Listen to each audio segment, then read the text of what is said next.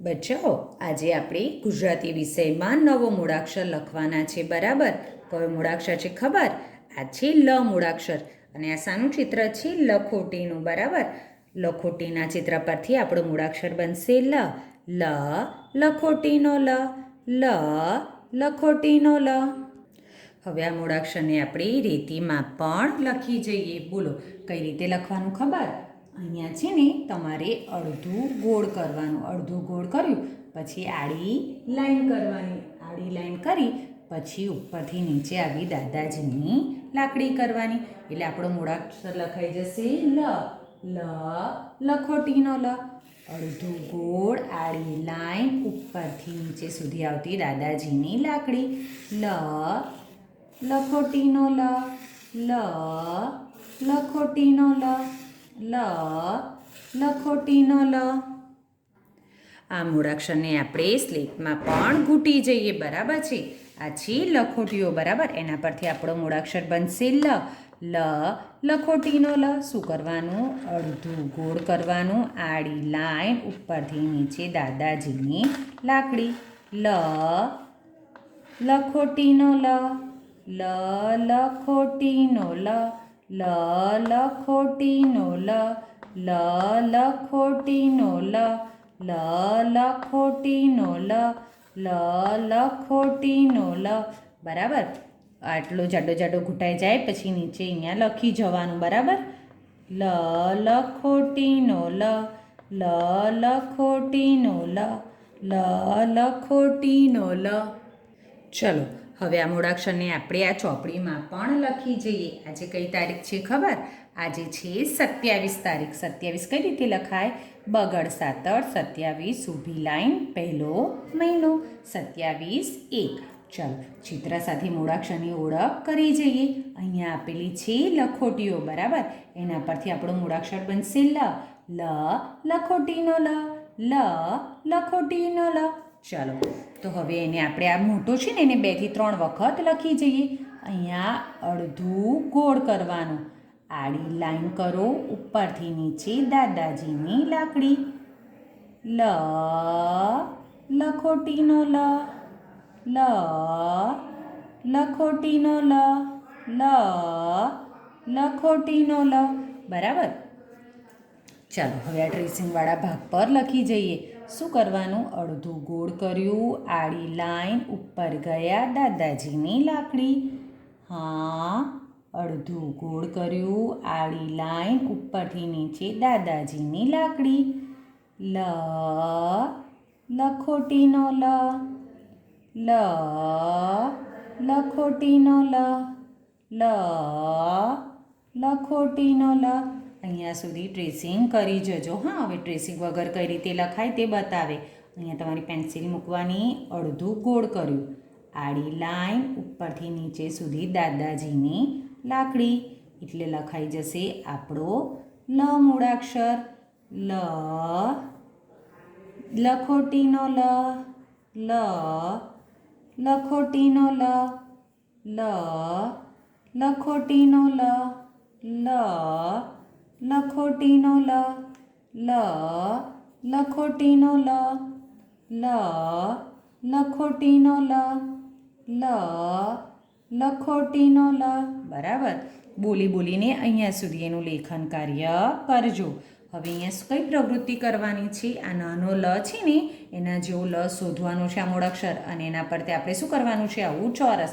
ચાલો, તો આ જોઈએ. આ છે મૂળાક્ષર લ. હાજી પહેલો છે, તો એની પર આપણે શું કરવાનું છે? ચોરસ. આ છે લ મૂળાક્ષર નાજી. આ છે હાજી, તો કરો એની પર ચોરસ. આ છે લ મૂળાક્ષર નાજી. આ છે લ મૂળાક્ષર નાજી. આ છે લ મૂળાક્ષર હાજી, તો કરો એના પર ચોરસ.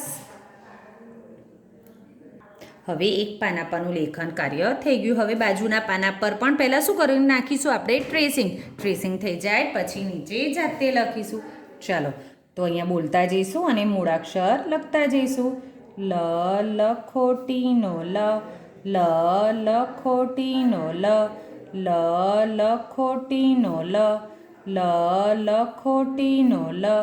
લ લખોટીનો લ. લ લખોટીનો લ, લ લખોટીનો લ, લ લખોટીનો લ, લ લખોટીનો લ. બરાબર.